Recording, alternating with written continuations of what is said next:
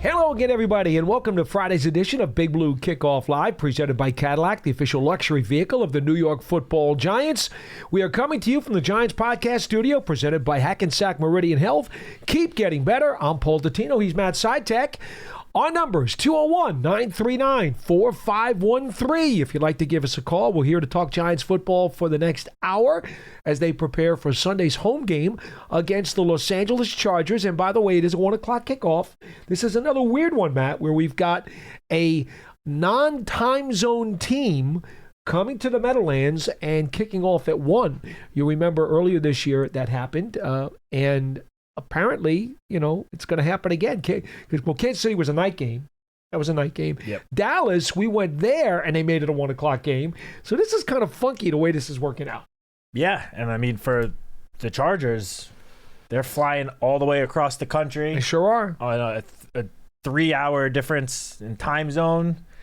That's not easy for any team to do, flying across the country and having to play with such a big time difference. So, yeah, I mean, in that sense, I would say it gives the Giants a little bit of a home field advantage. You would hope so. Just in that sense alone. Obviously, the Chargers are 3-0, coming off of 3 really good wins, and are an amazing team with, a quarterback playing at an MVP level, a defense that's playing like a top unit across the league. Indeed. So in that sense, it's going to be a very tough challenge for the Giants on Sunday. As always, you can catch this show if you're not catching us live as part of the Giants archive, part of the Giants podcast platforms everywhere and at giants.com/podcasts. We get that out of the way. We also get the following injury report from head coach Brian Daboll right up top. Nacho, we figured that Tracy and Gano, we already knew that they were not going to be available this week. But Nacho and Golston not working today. That's due to their ailments. Aaron Stinney, him and his wife had a baby boy. So he's also not working today, obviously excused. He has a good reason. Okay. Yes. So that's the case in terms of the injuries.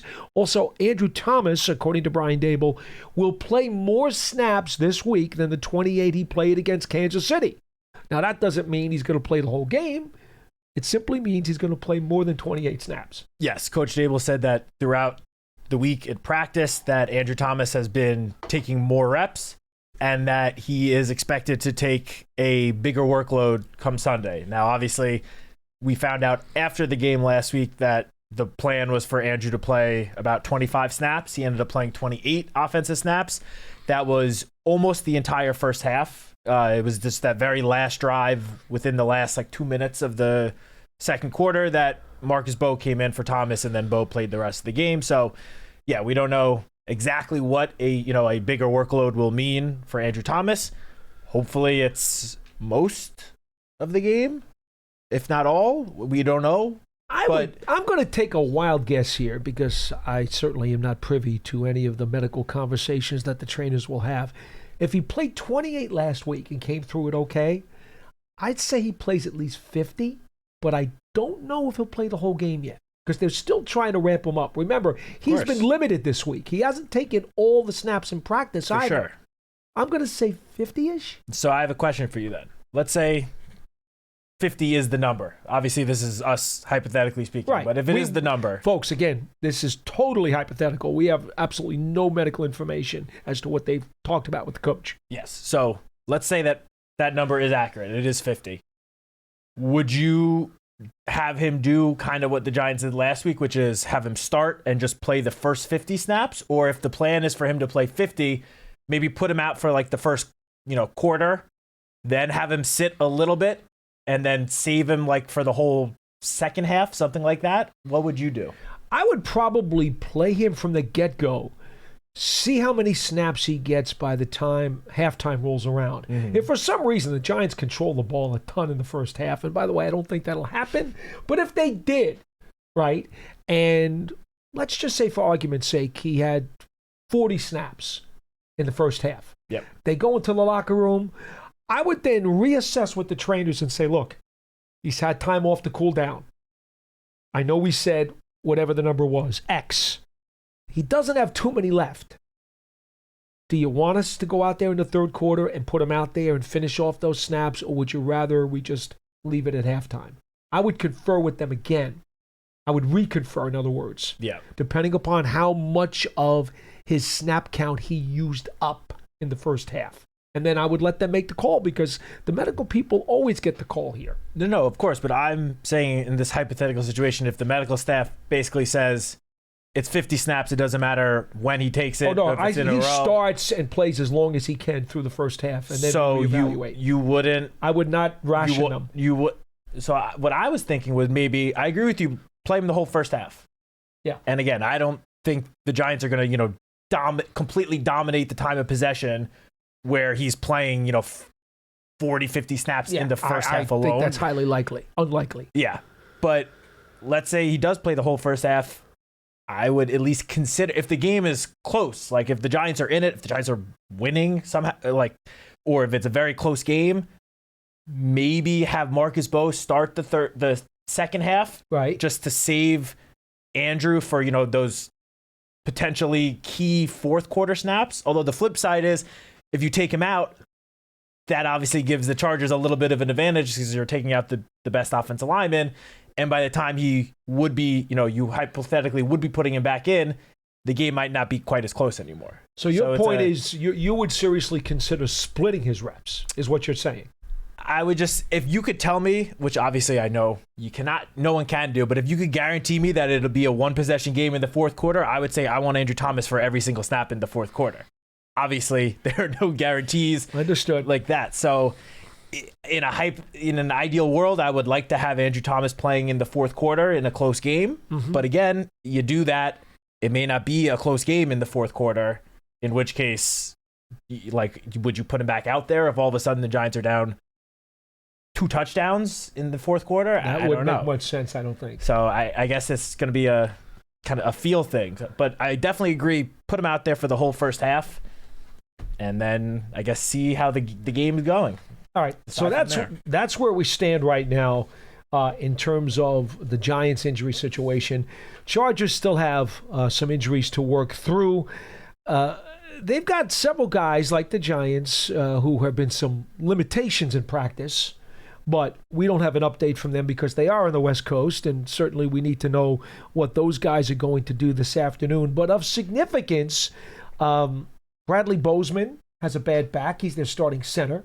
Although he did return to practice yesterday. He was limited yesterday, but did not participate Wednesday and correct. Then upgraded to limited. He goes up against Dexter Lawrence, so that's always going to be a big matchup, especially if Dexter is going to start playing like Dexter Lawrence can. If he raises his level in this game to what we are accustomed to seeing, where he's an all-pro, that could be a very important matchup because a guy with a sore back against Dexter Lawrence is not a good matchup for the Chargers. No. Okay, so I point that one out. Mekhi Becton, their starting right guard, is got concussion.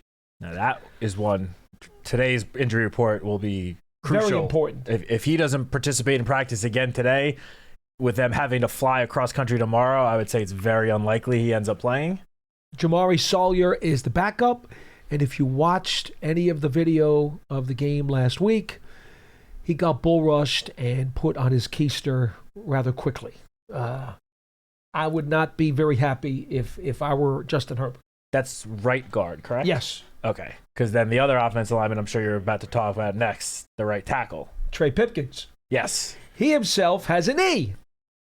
And quite honestly, he does struggle with speed rushers, especially off the edge. So I believe that knee injury occurred during last week's game against the Broncos. Mm-hmm. So he, I believe, was able to finish the game, but sort of was kind of in and out of the lineup. I looked at Next Gen Stats earlier this morning. Trey Pipkins ended up surrendering 11 total pressures at right tackle, and that's with him not playing every single snap. He gave up 11 pressures. He had a nearly 25% quarterback pressure rate allowed, which is quite high for an offensive lineman that is out there for a majority of the snaps. And especially when you consider that over on the left side, they have one of, if the best left tackles in the NFL already with Joe Alt. And I mean, that's my matchup to watch, Joe Alt versus Brian Burns. That is going to be very entertaining.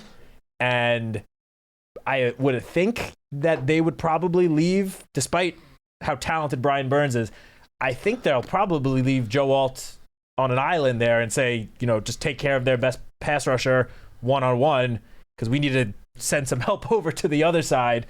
But this is, I feel like for me, like the biggest player to watch on the defensive side of the ball this week for the Giants is going to be Kayvon Thibodeau, because he's going to really have a good opportunity to take advantage of that matchup against Trey Pipkins, or if Pipkins is unable to go, whoever, I don't even know who the backup is, because Trey Pipkins is already the backup tackle. They already lost Rashawn Slater, which forced Joe Alt to the left side and Trey Pipkins into the starting lineup.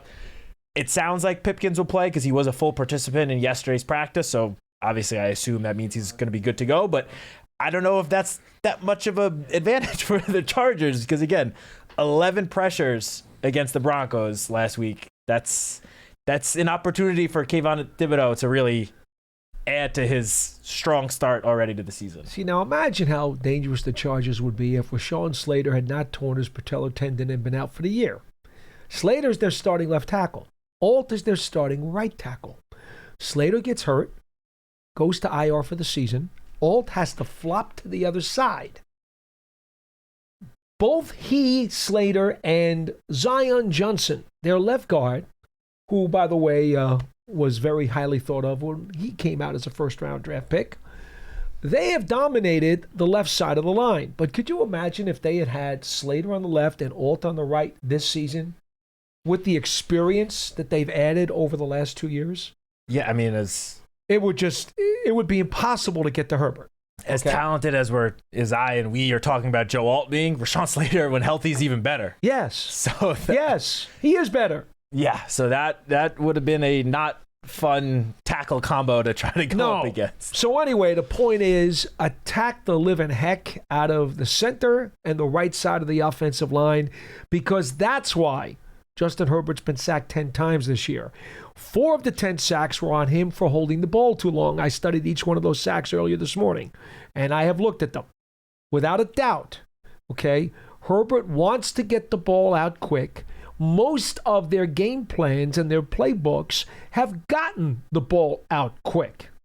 But when they want to go long, or when they're forced into a third down and long package, he's got to hold the ball longer because the receivers take longer to get those routes to develop. Those are the problems. That's when Herbert runs into issues, because his O-line does not hold up. His propensity to hold the ball and wait for those guys to get open has caused 4 of the 10 sacks. So if you're the Giants, what do you have to do?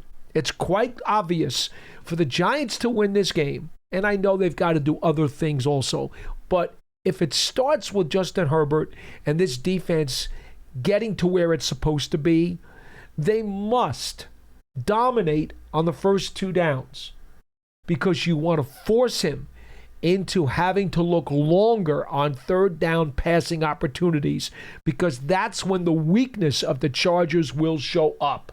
Whether it's the line breaking down, I saw a sack where the fullback flat out whiffed. That was Matlock. I saw one of those. I saw another one where there was a safety, a slot corner blitz, and the line had absolutely no idea what was going on. Running back went one way. The line didn't even bother to look at the blitzer, and he came in clean. And Herbert had no chance. So you want to put them in those situations where they are the most uncomfortable, because between Johnston, McConkey, and Keenan Allen, Justin Herbert has guys to throw to.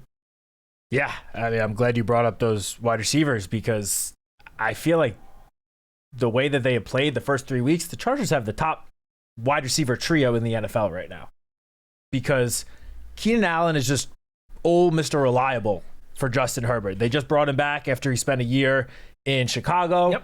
And what has he done? Just picked up right where he left off. 19 receptions, almost 200 yards, 3 touchdowns. You have Ladd McConkey, who was the, I believe, 34th pick in last year's draft, who really came on at the end of last season. He's been the worst of the 3, and he has still been very solid. And you have Quentin Johnston, who's had drop problems throughout his entire career, a former first-round pick. Big play threat. Seems like he's figured it out, because he has a team-leading 239 yards on only 14 receptions. He's their deep threat. And the connection between Johnston and Herbert has been on full display these first 3 weeks. They have 3 touchdowns between the two of them. They are a very, very talented trio of wide receivers. And you mentioned winning on early downs. The Chargers did lose running back Najee Harris last week to a season-ending Achilles injury. Yep. That has paved the way for what I believe will be Omarion Hampton, their rookie first-round pick, to just become the bell cow. And he is an extremely talented running back. He had a little bit of a slow start the first 2 weeks, but when he came on last week, after Najee Harris's injury, he pretty much played most of the snaps after that. He showed exactly what he could do. He had a breakout game, 70 yards on the ground, another 59 yards receiving, touchdown. He is extremely talented. So it's not going to be easy to win on those early downs going up against Omarion Hampton.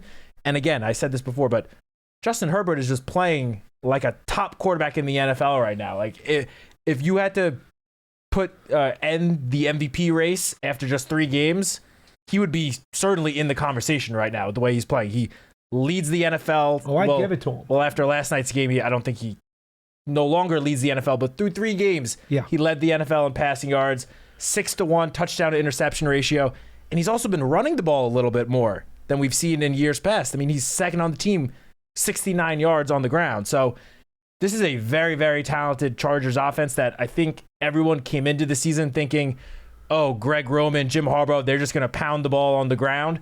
They've been extremely pass heavy. They've let Justin Herbert sling it, and they've had very positive results.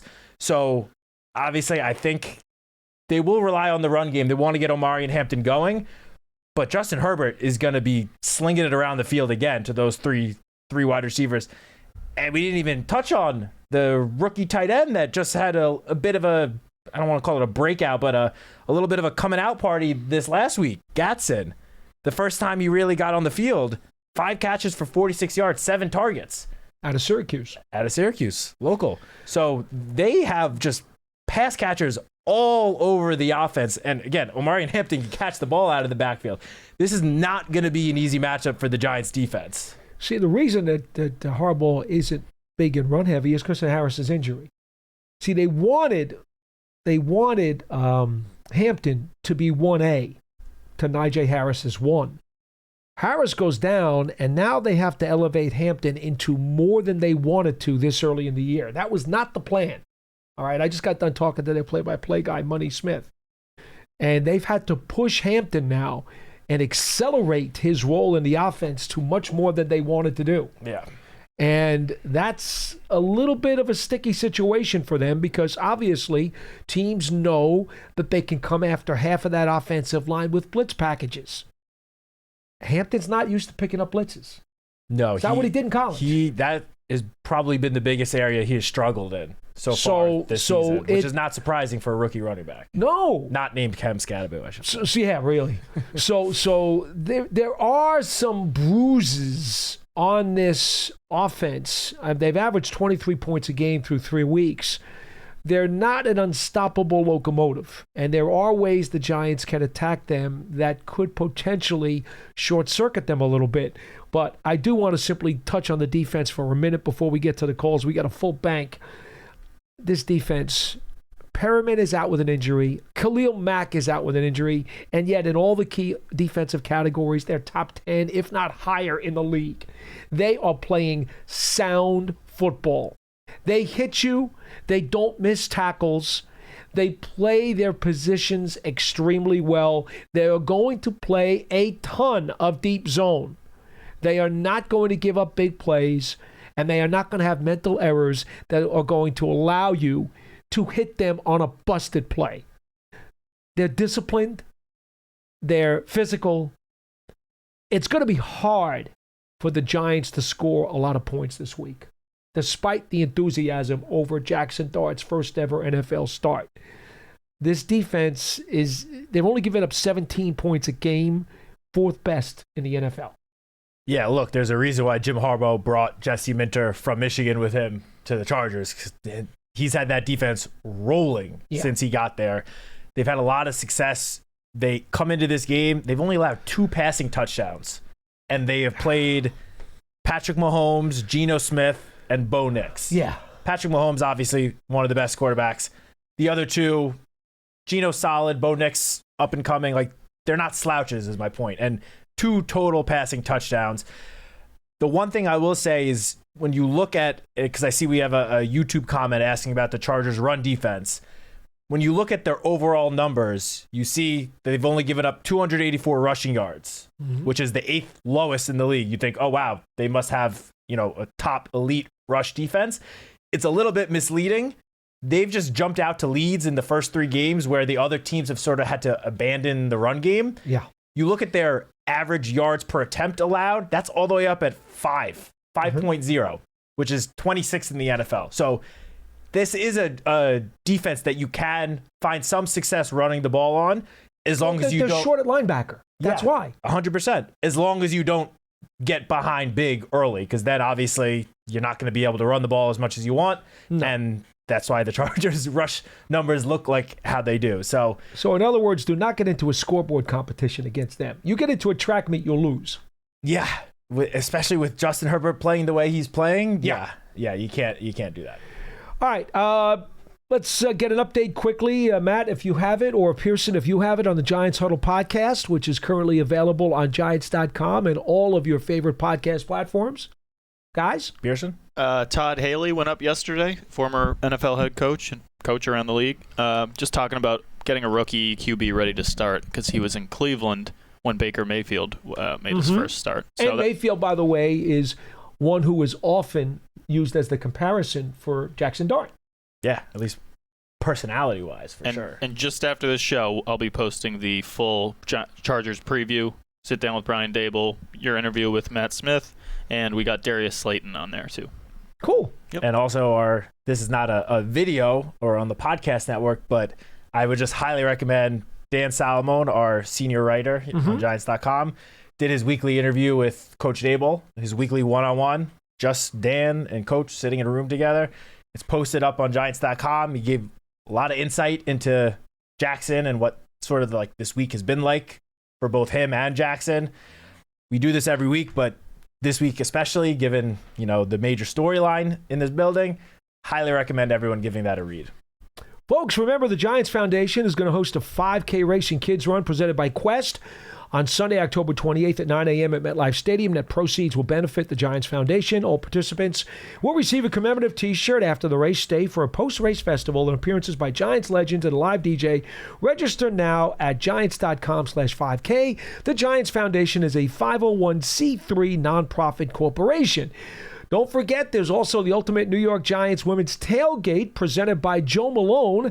That is a ticketed event. You got to be 21 or over. It takes place coming up this Sunday, the September 28th, 10 a.m. to 12 p.m. in Lot G, ahead of the game against the Chargers. Madeline will be there. Giants legends will be there. There will also be exclusive Kendra Scott activations available, tailgate games, giveaways, photo ops, DJ entertainment, food and drink included with the ticket purchase. Once again, that is this Sunday prior to the Chargers game. Giants season tickets, they're still available. This is only the second home game of the season, so there are still plenty more left on the Strip. If you are interested, you get exclusive member benefits as well as things that can happen all year round. Visit Giants.com/tickets and stay connected to the team all year round. Giants TV is also the official free connected streaming app. It brings original video content, game highlights, and all kinds of stuff on demand. It's free on Apple TV, Roku, Amazon Fire TV, and the Giants mobile app. Real quick before we get to the calls, just because we have one YouTube comment here that Pearson wrote down. Since Jackson is starting, will Brian Dable be the play caller? No, he's already said Mike Kafka is the play caller. Correct. And he has a ton of confidence in him. One other comment I saw in the YouTube chat, practice squad elevations always take place Saturday at 4 p.m. Correct. For a Sunday game. If it's a Thursday or a Monday game, then it's 4 p.m. on those days. But for Sunday, 1 o'clock game, practice squad elevations will be announced tomorrow, late afternoon. And they asked specifically, will Turbo Miller be elevated to fill in for Tracy? I would say there's a decent chance. Considering the running back depth. I would expect Turbo Miller to be elevated and be the kickoff return guy as Singletary then moves into the number 2 spot behind Scatterboo in the running back room. And that's something I feel like you and I have been excited to see for a long time now Dante in the kick return It gets role. lost in the headline about the QB, but Dante Miller, I can't wait to see the ball in his hands. Me too. I would anticipate that would be a move that they would make, and I think on kickoff return he could be really dynamic. Yeah. And the other move is probably going to be, I don't think they're going to sign a kicker to the 53. I think they'll use a practice squad activation.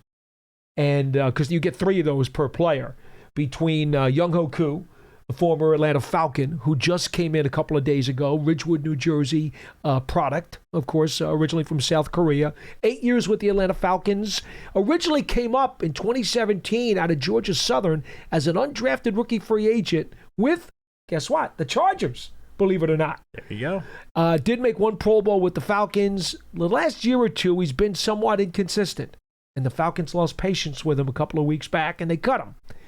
Giants signed him to the practice squad, and coach said that McAtamney, the second-year player out of Rutgers, who's also on the practice squad, would compete with him right up until Saturday, I'm sure, till 4 o'clock Saturday, when they decide which kicker they will elevate. But I think it'll be a practice squad activation. I don't think they're going to bring anyone up to the 53 because they did not make a move with Gano.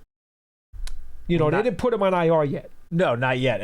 It still could happen. It could happen. If it were to happen, it probably would be announced in those moves tomorrow. We don't know if it will, but also just as we're talking about these Saturday moves and the roster numbers, just a heads up that the Giants do have an extra spot on the roster available right now, just due to some of the different moves that have been made over the last week. Because they signed Tomon Fox to the active roster, he got waived, then signed back to the practice squad. So right now the Giants roster is at 52, so there is an extra spot. So I'm assuming come tomorrow that number will be back up to 53, but just something to keep an eye on. Yep, you would think.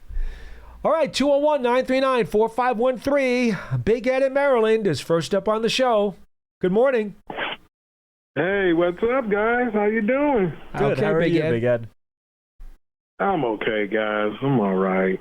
Big Matt, Big Paulie. Hey. Oh. It's that Friday vibes right there. Look, Big Ed, let me tell you, I certainly could have used you on Sunday. I'm not mad. It's first 3 games of the season, fellas. This is what we play the game for. We don't know until they get out there and show what's going to happen, right? Well, sloppy September. We've talked about it many times. That's right. So, look, here's what I got in mind. First of all, from what y'all was just talking about with, I'm going to call them with their old name, the San Diego Superchargers, right? One of the greatest theme songs of the NFL. Yes, it was cool. Yeah. See, we old school. We know about this 20th century stuff. But, I feel like, Paulie, from what we've seen from them and us, attacking their ends by them not having their starting tackles is a big plus. Just as long as Burns and Thibodeau can stay, attacking. And then we're not going to sleep on Andre Carter because he's still getting to his peak yet. He haven't hit it yet, but it's coming. And like what you said, if Dex can get off and do some stuff and disrupt that line, we got a really good chance of looking good on defense. But I'm a little disappointed in my boy Deonte Banks. He has got to keep his head up. Yep. Now, he's playing better. He has been better. Right. But, hey, man, he got to get it together because, you're number 1 pick. You're supposed to be playing top-notch corner, for real. You got to remind us, come on, bring it back the memories of good old C. Webster and good old Terrell Thomas. Good corners that played the game correctly. Got to be on that all-pro level. Big Ed, if the Giants go straight up, right, usually it would be Paulson Adebo on the left side and either Flott or Banks on the right side. Now, if they go with that standard grouping, Johnston would be the left receiver. So that means he goes against either Banks or Flott. I would tell you physically, Banks matches up better against Johnston than Flott does. Yeah. So if you believe the matchup stuff that Shane Bowen has been talking about over the first month of the season, you could see potentially Banks getting more one-on-one chances with Johnston. What if Adebo, though? Because we have seen him shadow a little bit the first couple of weeks. Like week 1, he did shadow Terry McLaurin for most of the game. He did. Not every snap, but a lot. He did. And last week we saw the Broncos have Pat Surtain shadow Quentin Johnston. It wouldn't shock me if the Giants had Adebo shadow Quentin Johnston because he basically only lines up on the outside. He's not a slot guy. Correct. But the other 2 receivers, Keenan Allen and Ladd McConkey, both are capable of lining up inside and outside. And they both do that at pretty high rates. And I feel like Cordell Flott and Drew Phillips and Deontay, well, more so Flott and Drew Phillips, match up better against those 2 than Adebo. I feel like Adebo and Quentin Johnston on the outside and then have Flott and Drew Phillips handle the other 2 guys depending on obviously who's lined up in the slot and who's lined up outside. Right. That's the game they play. And Flott's just don't been know. pretty solid so far this I think season. he has. I'm concerned about Johnston's physicality, though. Oh, no, I wouldn't want him on Banks- Johnston. Yeah, Banks has the most physicality, and I'm not taking anything away from Adebo, but I might tell Banks, this is your breakout game. Go get Johnston. I might do that. Johnston's deep routes. With Banks would just worry me a little. Well, here's what you want to do. You want to beat the crap out of him. Chuck him off those routes. Well, yeah, for sure. And get pressure on Herbert so they don't have time to let those plays Banks is better downfield develop. suited to do that. That in that aspect, yes, I agree. Well, that's why I'm thinking of doing it. Okay, go ahead, Big Ed. Hey, look, also, right? So I'm thinking of our young man, Mr. Dart. Mr. Dart, if you're listening, which I hope that you are. He's not. He's Please at practice. accept what the defense gives you. Chargers have been playing lights out D-ball. They had just, like you said, Paulie, you're right. That's what I've been seeing from preseason, from the first game, from the very first one, the Hall of Fame game. Man, the Chargers have been playing lights out ball, They're man. legit, Big So Ed. I'm going to say, right, I'm simply going to say, take what the defense gives you. If you don't have that deep ball, but you got a wide open tight end over the middle or to the side, please take that. Yeah. Take what the defense gives you. Just get first downs. Do the Peyton Manning way. Just get first downs. Yep. Keep the drive going. Gives you a better chance to be on the field longer because the defense is going to need your help. That's why we are not where we should be because we haven't been giving a D that help. D been playing real good ball. Like, I'm really, really happy to see Drew Phillips and Cordell Flott really come up and playing way better. That's been, like, the best. So, on that, I hope to see you soon, Paulie. I got to come up there. All right, Big Ed. Come to the office. Stay well. Thank you, Big Ed. Well, 2 things. One, last week definitely was a little bit of a struggle for Drew Phillips. You know, he had the 2 pretty big penalties. So, hopefully this is a bounce-back game for Drew. You know, he's it's a tough always matchup. there. I mean, I felt so bad for him when he gave up the 50-50 ball to Thornton to the 1-yard line. Yeah. Unbelievable throw by Mahomes. And catch. Thornton made a terrific grab. I mean, Phillips was on him. I said this the other day, like mustard on a hot dog. Yeah, there's not much more he could have done. Except make the play. Well, I know. I was talking more the 2 penalties, which were kind of I hear you. backbreaking. But that was one. And then the second thing with Big Ed was saying with, take what the defense is giving you. I mentioned before Dan's one-on-one with Coach. Well, he asked Coach about the coverage that the Chiefs gave the Giants for most of the game last week, which was the split safety look. Right. They ran it at 80%, nearly 80%, which is the highest that any team has done that across the NFL this year. And basically, Coach Dable said exactly what Big Ed just said. He's like, when they're doing that, trying to take away your deep weapons, your receivers down the field, you have to take what the defense is giving you. You take those short, intermediate routes. You got to run the ball well. So just Coach Dable is on the same page as what Big Ed was just saying in terms of if they're trying to take away the deep ball, that's fine. Then you take those, 5-6 yard completions as they come and just methodically work your way down the field. Here's the bad news. Defensive coordinator J.C. Minter, again, talking to Matt Money Smith, the Chargers play-by-play guy, he said one of the things that they're really happy with him is that he is a big-timer in terms of disguising secondary. They don't blitz very much. In fact, I think they're the second fewest blitzer of all the defenses in the NFL. They're not coming after your quarterback.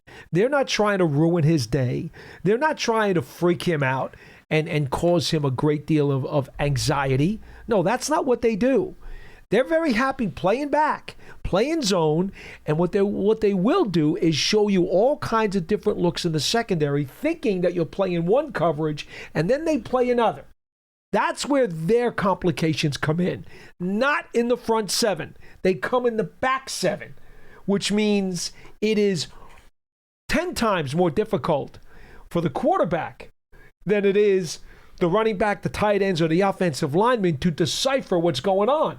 Because the secondary stuff is more on the QB than it is anybody else. Obviously, the receivers have to make adjustments too, but Dart is really going to have to be aware of the mind games that the Chargers are going to play on him.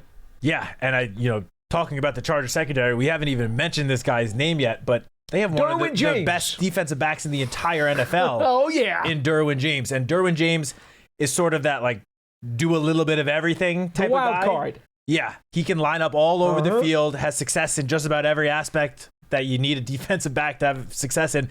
But where he's really, really excelled this year has been in coverage. Mm-hmm. I would think that, he might be lined up against like Theo Johnson and whatever tight ends on the field for a decent amount of this game, which it's going to be tough sledding then for the tight ends because he has been phenomenal, which I would say, like, if that's the case and that guy's back there, target the cornerbacks in coverage because they have been playing pretty well. But I'm a lot less worried about, Benjamin St. Juste, who we are familiar with his time when he was back with Washington.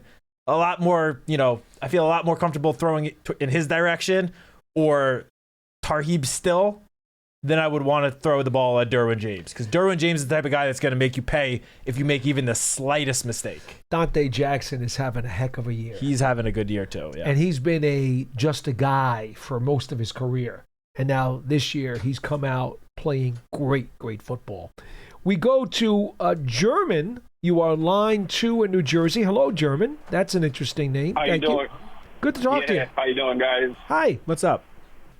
It's a pleasure. Actually, it's a first-time caller. I've been listening to you guys. I drive over the road, so it's really good to hear all the news. Very cool for you to dial us up. Thank you for calling. Yeah, but listen, I wanted to talk about a few things. One, it will be middle linebacker. I feel like we don't really have enough depth on that position. Putting Abdul there was really nice, to be honest with you, but I feel like he wasn't 100% there as far as, like, taking care of the gaps. And another thing I want to say is Jackson Dart. I'm super excited. A lot of people wanted him in, and a lot of people also saying, like, oh, he's not ready. But I feel like the kid is ready, and just let him learn. I feel like he's going to do good, even though we're playing the Chargers, but I feel like he's going to do well. And I just want to say thank you again, guys. Have a nice day. Well, thanks for calling, and please try again another time. Yeah, thank you. So, to your first point, I feel like Abdul played, admirably at off-ball linebacker last week, but it was very clear that he was put there due to all of the injuries that the Giants had. I mean, Micah McFadden obviously is out for a while. Darius Muasau was out with a concussion. Chris Board has been placed on injured reserve. Flanagan Fowles was out. I mean, those are 4 of your top 5 linebackers going into the season on the depth chart. So, like, I hear what you're saying, and obviously with all those guys out, it's easy to say, like, yeah, where's the depth at middle linebacker? But they went into the season with depth. It just all of those guys dropped like flies in the first 2 weeks, which is what led to Abdul playing such a big role at that position. Now, I will say Bozeman off the street, for goodness sakes. They had no choice. Exactly. But I will say Darius Muasau was a full participant in practice yesterday. It looks like he is trending in the right direction to be able to play this week. I would think that he would probably be the starter next to Bobby Okereke, who, by the way, leads the NFL in tackles through 3 games. So that will certainly help a little bit with the depth. And in addition to that, I believe Flanagan Fowles has been returned to practice. Yeah, I think as a limited participant. Limited. So calf. It remains to be seen if he's been limited both days. It remains to be seen if he'll be cleared. Obviously, if he was also cleared, that would be bringing 2 of those guys on the depth chart back into the lineup, which I think would certainly help. And now, even with those guys back, we might still see Abdul line up at sometimes at that off-ball linebacker position. Sure. Because he's just so talented, he could literally line up anywhere. But I feel like there's a good chance, assuming Muasau and maybe even Flanagan Fowles as well, assuming they are back, I feel like we're going to see Abdul have more snaps, on the edge or up front like he did the first 2 weeks as opposed to this past week. Steve in Las Vegas, you're on line 3. Hello. Hey, what's going on, Paul? Good to talk to you. Hey, what's up? Second time calling in. I spoke to you and John last time, Paul. Sure. I just want to call about Jackson Dart. Huge fan. I really like the kid. I think he's going to do great. But do you think that to this point, the Giants developing him, I think we just need to work on the schematics. I just feel like last game with Russell Wilson, they weren't doing screen plays. They didn't get Malik on a screen. I mean, they're just going vertical. How do you think the Giants are going to game plan this week for the Chargers with Jackson Dart, starting his first game? And then also, what do you think about Scadaboo, getting him, more touches as far as screen plays or moving him around? You've already hit on exactly what I would do, to be honest with you. Given the situation, not only for Jackson Dart playing in his first NFL start, but also given what the Chargers defense is trying to take away from you, it's obvious that the Giants have to be able to run the ball, but they also have to use a lot of quick game for a lot of reasons. Right. One, because you don't want Dart to have to look downfield and to decipher what complications the Chargers secondary is going to throw at him. That's a game that you probably won't win. So why get involved in it? Don't play into their hands. Okay? So go with the quick slants. Go with the wide receiver screen. Go with the tosses, the pitches, some of the RPOs. Again, run the ball. I mean, the little dump-off passes into the flat. No question. Yeah. Get the ball out of Jackson Dart's hands as quickly as you can so that he doesn't have to play mind games against that secondary. Now, part of what the Chargers will then do, they'll say, oh, you want to do that? Okay, some of our guys are going to cheat up now. All right, fine. If they cheat up now, well, then make sure that your guys, your tight ends, your receivers, whoever it is that's going to get those balls, make sure that those guys understand, hey, guess what? Your quarterback needs you today. Run that little 5-yard hitch and make sure you cut it off correctly and you body off the defender and you make the damn play. Okay? Because the kid needs you.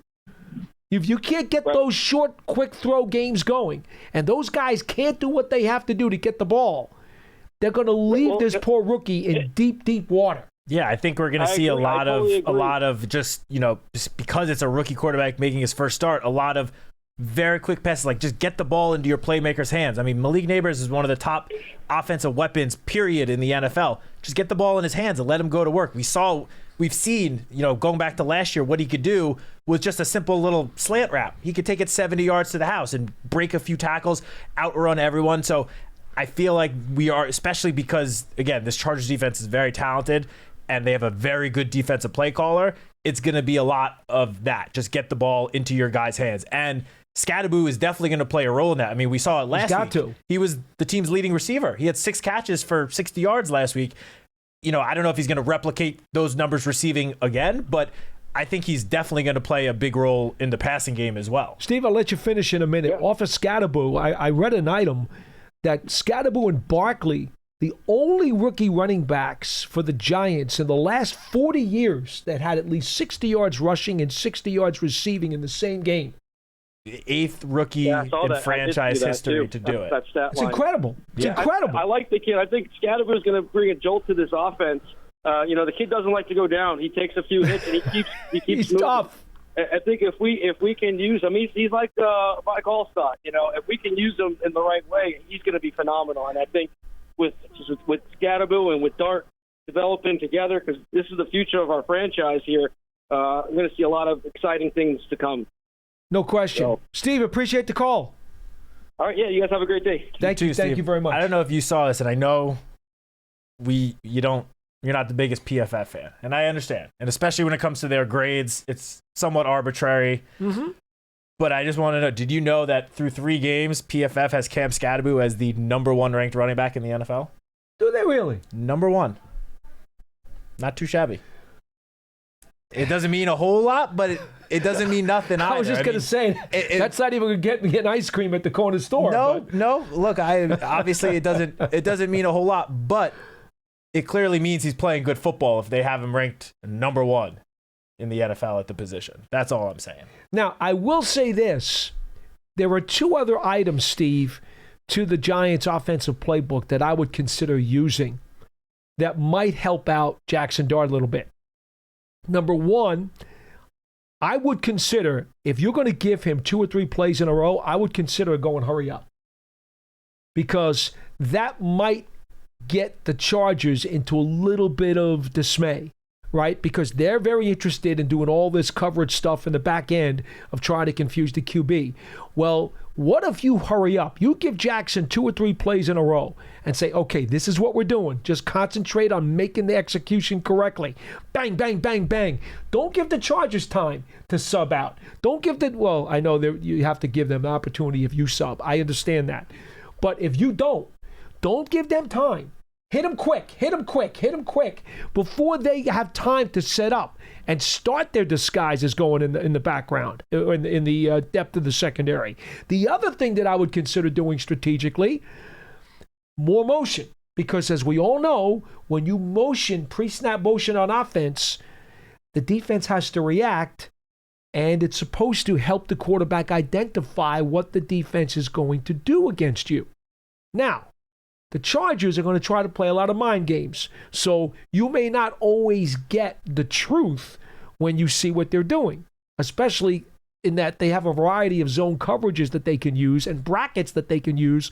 So it may just help you identify zone to man, and it won't give you every detail. It's not going to unveil whatever's totally behind the curtain, but it could provide some additional hints to Dart as to what he can expect when he snaps that football.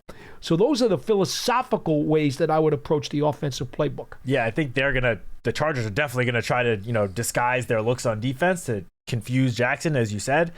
And a great way to try to remedy that, which you just mentioned, is the first time we mentioned this, to play with tempo. I mean, we haven't touched on that yet up to this point of the show. Dart likes that. He does like it. I was going to say, we saw it in the preseason. Like, I think there's a very strong chance that could be the first drive, first drive in the third quarter, every drive. Like, the Giants are going to play with tempo on offense. As long as Jackson Dart is able to help move this offense down the field, I have a strong feeling, and I'm not going out, I feel like on a limb saying this, that the Giants are going to play with tempo, and that's going to, at least somewhat help remedy those defensive disguises that Jesse Minter is going to try to throw at Jackson, because the defense is going to kind of be playing on its heels, which is obviously would be great if we could have the Chargers defense playing on their heels all game. Kay from Patterson, you're on line 1 on Big Blue Kickoff Live. Yeah. Hello. Hi. What's going on? Hey, guys. How you doing, man? All right. How are you? How are you? Yeah. I'm good, man. I actually met you at summer camp, man. I asked you a crazy question. I asked who Joe Malone was. He looked at me like I was crazy. But I just wanted to That's say, not my part of the department store, okay? Yeah. No, I'm pumped up about this game, man. I think that the young kid is going to do well. I'm for the benching, although I did want to see Russell one more game.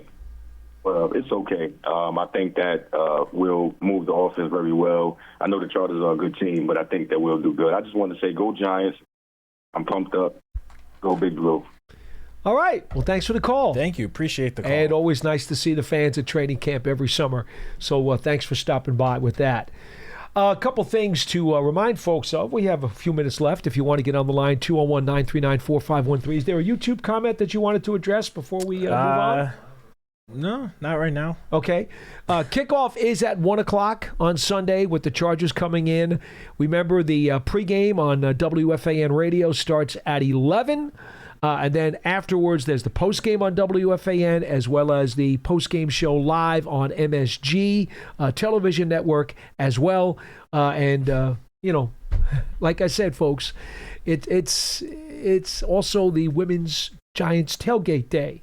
So I don't know if you want to, maybe some of you ladies out there want to drag your significant others out to the parking lot a little early, but maybe you can enjoy the tailgate while they sit back and have their own whatever it is they're going to cook on the grill or whatever, and then meet up with you when you get into the game. So don't forget, that's also available. Go to Giants.com for that women's ticket tailgate information. Phil in North Carolina, you're next on the show. Hello. Yeah, hi, Paul and Matt. Hi. Yeah, I just wanted to follow up because, Paul, I know you love the PFF stuff. But about as much as I enjoy castor oil, to be honest with you. Go ahead. Yeah. If you heard one of John's huddles, I think it was in John's huddle, he said that they talked to Tom Coughlin quite a bit in the beginning when they were starting to get some of his evaluation tools on some of these players, and they integrated that and other coaches into the grading system. So I think it's more of a handy tool than you might. Phil, think. I hate to burst your bubble, but there's a lot more to that story than you can imagine, and I have reasons why I feel like I do. But I appreciate your input. Please go ahead. Anything else? Yeah. So my other part is I wanted to call early in the season. It feels like we're not being physical enough on the line of scrimmage, defensively and offensively. And until that we ratchet that up to a level that is consistent with the opposing team, we're going to always be subjected to these games like the Dallas game where we're going to be on the short end of the stick. And so my question revolving around that is, I know there's a heavy emphasis on the getting good leaders at each of the position groups, but I always feel you need nasty guys, a nasty guy in each of these position groups. What do you feel about that? Well, I've always said, and Lawrence Taylor used to talk about getting after them like wild dogs, right? I've always felt that you had to have a couple guys with real sharp teeth, kind of foaming at the mouth kind of guys on your defense. I've always believed that. I mean, the fact remains, though, Dexter Lawrence is a real mean, nasty guy in those trenches when he gets out there on Sunday. Yep. Okay, they got one. Brian Burns plays with a tremendous amount of passion and force when he's out there. So they certainly have one of those guys there. Now, I will say this. I don't think anyone in the secondary has the edge that Antrel Roll brought to this team years ago. I will agree with you there. I don't think anybody is quite as sharp as Antrel was, because he was like a razor blade. But I think they got a couple guys in that starting lineup for sure. Another guy who I know he's not considered one of the top key guys necessarily, but Roy Robertson Harris, I think he definitely plays with some edge when he gets on the field. Yeah, he I think has so too. some nastiness to his game. I think we've seen it a little bit the first 3 weeks. So I appreciate the thought, though. I mean, philosophically, You're right. I think you have to have a couple of them for sure. Yeah. All right. Thanks, guys. Have a good weekend. All right. Be good. Thank you, Phil. And just about the PFF thing, as I prefaced it before, I don't think you should make an argument solely based on what the PFF grades are. Certainly not. But I do think that there is some, it can assist you with things. I don't think it's like completely useless, which I feel like you might kind of feel like that. I think it is helped to as supportive evidence for an argument you want to make, but it can't be your whole argument. Is how I think of it. We have time real quick for one more call. Mike in Virginia, you're on line 2. Hey, how y'all doing today? Thanks Hi. for taking my call. What's up, Mike? I'm always going to stay a Giants fan, but I'm honestly disappointed in the team. Sure. I know we have to make the moves. I know we got to make the changes, but honestly, it just didn't seem like this was set up for Russell to be successful. They were bracketing Neighbors. and you got a safety over top, you got a corner in front of him, and you got a linebacker on his inside, and they were running comeback routes. So there's nowhere for him to throw the ball, but people want to blame Russell. Now, granted, yes, we know that he wants to get out of the pocket sometimes when the pressure's on, but it just didn't seem like the play calling was there for Russell to be successful. Like, we can't throw a slant with Russell. We can't throw bubble screens with Russell. We can't move the pocket. We can't put people in motion to get people open. It just seems like it was more of they're not going to change the offense to help Russell be Russell. You're going to do what we're telling you to do, and that's what I didn't like. I don't like the fact that we're not using our people. It seems like it's just been a constant. We don't use our people correctly. Mike, I think the problem there, and I'll let you finish in just a moment, the problem there is, look how explosive the offense was against Dallas. Yes. They played 3 games, right? They played 3 games. In one game, everything on offense was clicking. In the other 2 games, it wasn't. And by the way, I'm not going to be one to blame Russell Wilson either. I think you're being very wise and very you're taking things well into context, because there were many a times, and I know that there were also some times where guys could have been hit, but there were also many times where he had nowhere to throw and there was nobody open. Okay? A lot of times folks ignore that. They'll see the 3 or 4 plays where he could have hit an open guy and said, that's terrible. He's missing open guys all the time. No. Even Tom Brady missed open guys over the course of his career. It happens every week to every quarterback. Make no mistake about it. No quarterback comes out of a game on Sunday and did not have a missed open target at some point during the 4 quarters of the game. It happens. That's life, folks, in the NFL. So I agree with you. I think Wilson's taken too much of the brunt of the blame from people outside the building. It certainly does not all fall on Russ's shoulders by any means. I 100% agree with you on that. But you just mentioned the Giants have had 3 games, one of which the offense was really clicking. I do think you have to keep in mind that game was against perhaps the worst defense in the NFL. They look like that right now. Or one of the worst defenses who's been hit. Had to throw the ball. He did. Still had to drop those passes. Absolutely. 100%. And he took advantage of that poor defense and looked amazing out there. But, I mean, just this past weekend, that same Cowboys defense made Caleb Williams look like John Elway.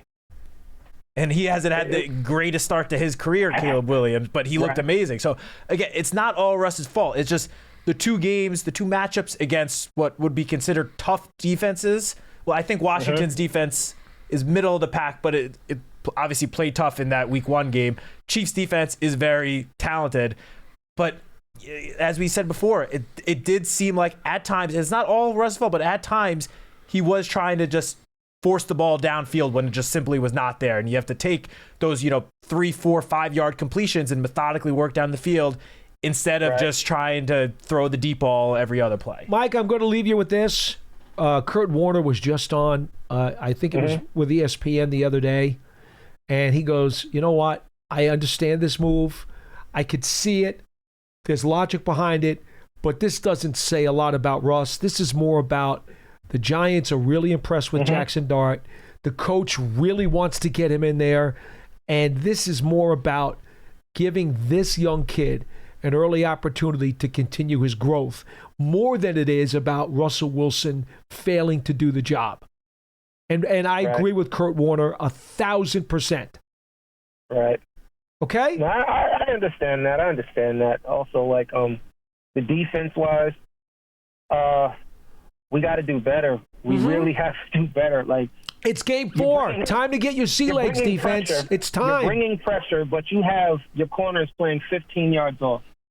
It's just mismatched. To me, it just seems like it's just been a consistent bad coaching situation. Appreciate the call, my man. Dable, we were working well. I don't get it. I know. I understand. We got to run.